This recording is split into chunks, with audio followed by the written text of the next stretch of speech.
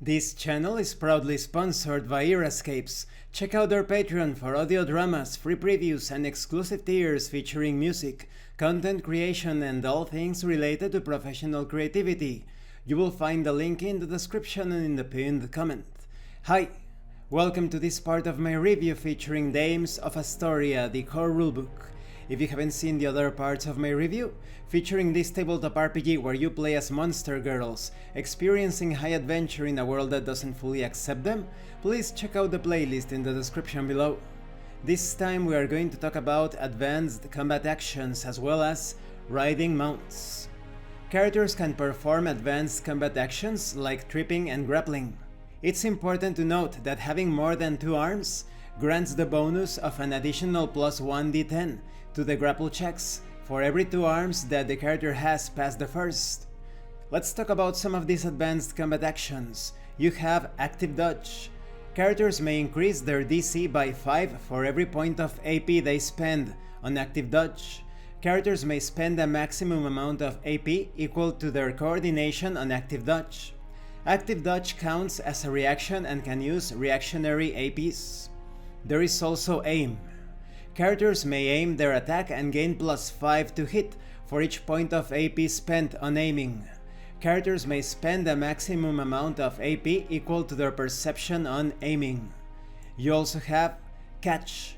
Characters may attempt to catch flying or falling creatures or objects, as long as the character can move into the path of the creature or object.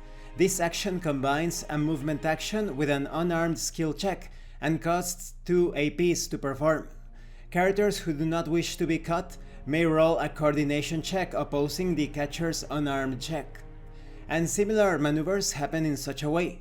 You can assist other characters, you can choke your enemies, you can make cold shots, you can attempt to disarm, pin, prone, etc.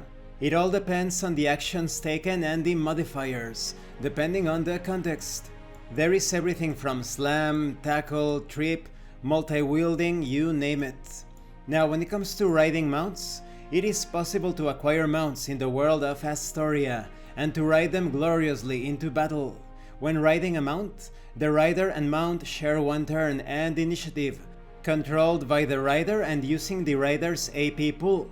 While mounted, the movement action and AP cost for movement is that of the mount, and the rider may normally only wield single-handed weapons, requiring one hand to be free to handle the reins. This counts as multi-wielding and incurs the appropriate penalties. Controlling a mount in combat is difficult work and uses 2 AP per turn to maintain control.